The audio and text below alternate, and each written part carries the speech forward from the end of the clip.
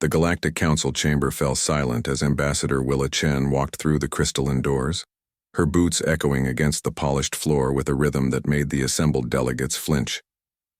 To them, each footstep sounded like a death knell, the approach of a creature that had no right to exist, let alone thrive. Keaton Rivers followed 2 steps behind, his hand resting casually near the plasma pistol at his hip. The weapon was ceremonial, or so they'd told the council. Most species knew better than to believe that particular lie. "Honored delegates," Willa began, her voice carrying easily through the vast chamber, despite its lack of amplification. Several of the more delicate species activated their protective barriers at the sound. "We've received your concerns about human expansion into the outer territories." The Vryn representative, a floating mass of bioluminescent tendrils, pulsed an angry crimson. Through the translator, its voice emerged thin and reedy. "Concerns? You call them concerns? Your species has established colonies on 14 worlds that our own surveys marked as uninhabitable." "Uninhabitable!" "Do you understand what that means?" Willa exchanged a glance with Keaton, who shrugged with characteristic human nonchalance. "I think there might be a translation error," she said carefully. "When you say uninhabitable, we mean they will kill you." The Sarith delegate rose on its multiple legs, its exoskeleton rattling with agitation. "Gravity 3 times standard. Atmospheric pressure that would crush most species. Radiation levels that would sterilize our genetic material in hours. These are not colonies, these are mass graves waiting to happen."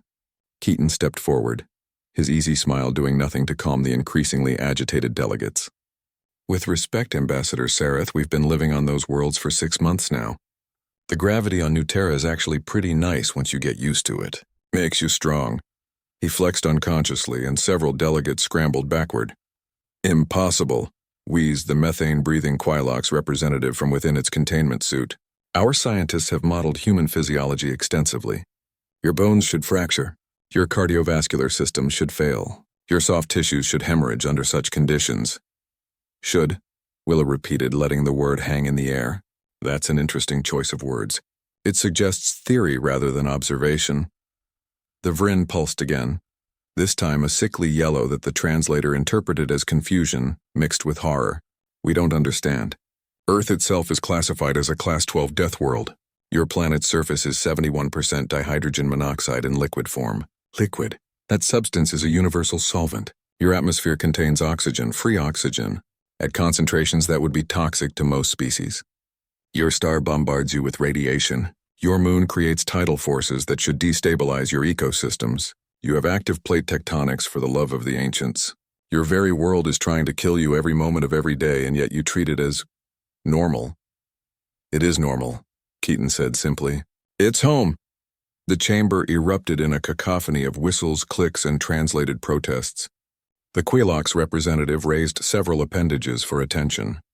"This is precisely the problem.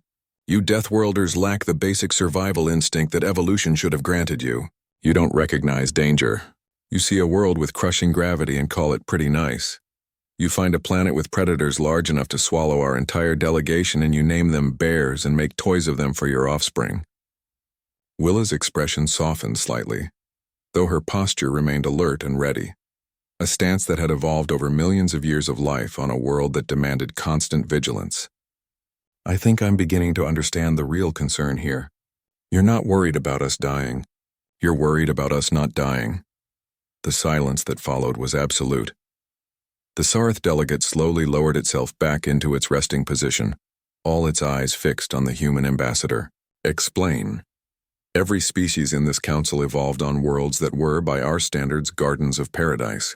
Low gravity, stable climates, predictable ecosystems. You developed intelligence in environments that rewarded caution and careful planning. Your expansion into space was slow, methodical, safe."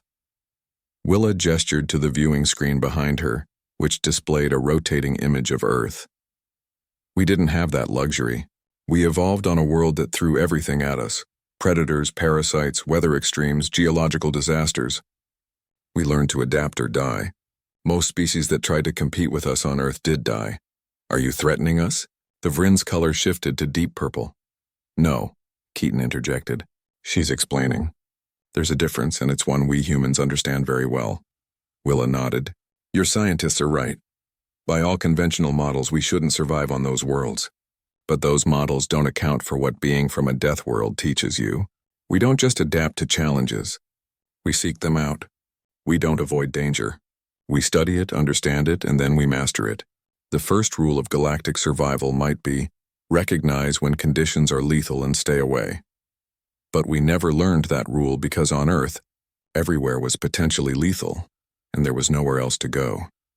The chamber remained quiet as the delegates absorbed this. Finally, the Quillock spoke, its translator conveying a tone of reluctant understanding. So when you found worlds we classified as uninhabitable, we saw worlds that reminded us of home. Keaton finished. Challenging, sure. Dangerous, maybe, but also full of potential for those crazy enough or tough enough to take the risk.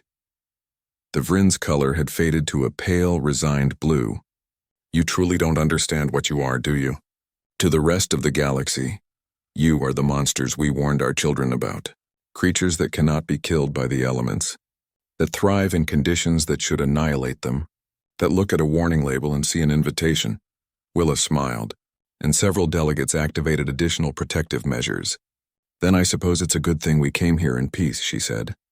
Because if there's one thing more terrifying than a Deathworlder, it's a Deathworlder who's decided you're worth protecting. As the two humans left the chamber, the council sat in stunned silence. They had learned an important lesson that day.